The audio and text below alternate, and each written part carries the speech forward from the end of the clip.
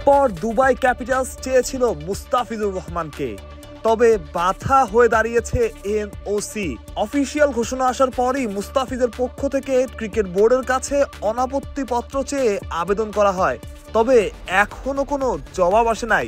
চিন্তিত Dubai Capitals, তারা cricket বোর্ডের কাছে জানতে চেয়েছে, সেটাও 7 দিনের মধ্যে। তাদের জিজ্ঞাসা, যদি মুস্তাফিজকে এনওসি দেওয়াই হয় তবে সেটা যেন সপ্তাহখানেকের মধ্যেই জানানো হয়, নয়তো তারা হাঁটবে বিকল্প পথে।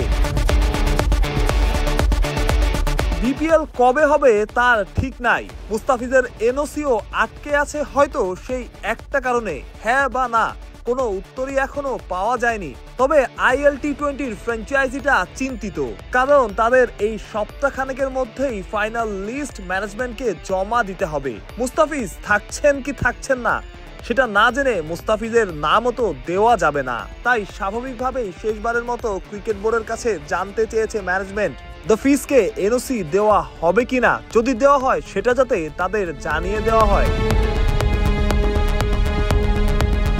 ফিজ আইএল টি-20 খেলতে চান, সেটা না চাওয়ারও কোনো কারণ নাই। এত বড় টুর্নামেন্ট, দুনিয়ার এত বড় বড় সব নাম, মুস্তাফিজ খেললে সেখানে করবেন তো বাংলাদেশের প্রতিনিধিত্বই। তবে এখনো এনওসি জটিলতায় ঝুলে আছে সবকিছু। সুযোগ আসার পরেও শেষমেশ মিস হতে পারে মুস্তাফিজের আইএল টি-20 খেলা, সেটা বোধহয় ভালো কোনো উদাহরণ হবে না।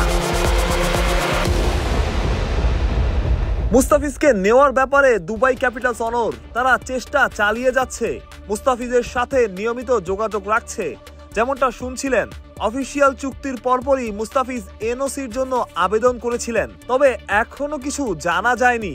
শেষ 1 সপ্তাহ, এই সময়ের মধ্যে দুবাই ক্যাপিটালস জানতে চায় মুস্তাফিজ এনওসি পাবেন কিনা, নয়তো যেমনটা শুনছিলেন তারা বিকল্প খুঁজবে।